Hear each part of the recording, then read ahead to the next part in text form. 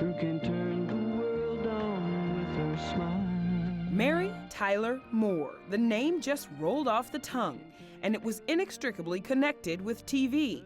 For much of the 1970s, the country spent Saturday night tuned in to the Mary Tyler Moore Show, watching America's sweetheart Mary and the WJM gang in a fictional Minneapolis TV newsroom. I am the associate producer on the show. It was Moore's career-defining role, and for a generation, the show symbolized a cultural shift, an unmarried, 30-ish woman in the workplace.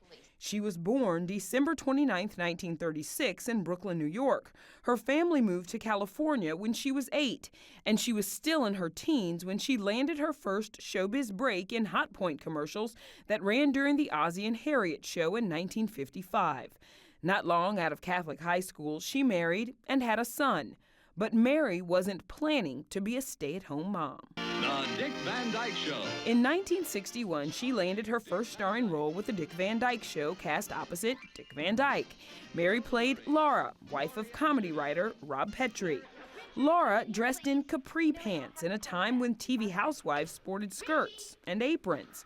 The show ran 5 seasons and made Mary Tyler Moore a household name. As her career took off, her first marriage to Richard Meeker crumbled. They divorced in 1961. A year later, she married television executive Grant Tinker. The pair created MTM Enterprises with its Kitten Meow stamp, produced several successful TV shows, Hill Street Blues, The Bob Newhart Show, Rhoda, and most notably, You got spunk. The Mary Tyler Moore Show. 7 seasons, 29 Emmys, and 3 Golden Globes later, the show ended, and Moore found it difficult to shed Mary Richards from her image. So the TV comedian turned to Broadway, earning a Tony Award for Whose Life Is It Anyway? She also shined on the big screen. It's starting all over again. In 1980, Moore gave an Oscar-nominated performance in the motion picture Ordinary People, which depicted a family dealing with tragedy.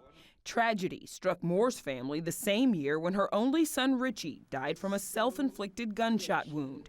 It was later ruled accidental. The following year, Grant Tinker and Moore ended their 19-year marriage. However, she found love again with third husband, Dr. Robert Levine. With her new spouse at her side, Moore came clean about her decades-long battle with alcoholism. In 1984, she checked herself into the Betty Ford Clinic. A type 1 diabetic, Moore devoted much of her later years to advocacy.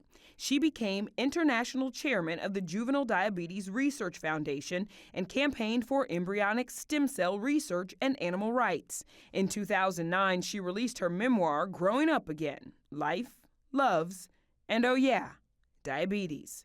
The TV icon continued to act by making guest star appearances on various network shows.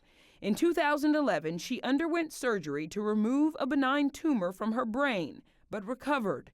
The 7-time Emmy winner carved out her place in television history by being a pioneer who opened doors for women. Even though life wasn't always perfect, Mary Tyler Moore really did make it after all.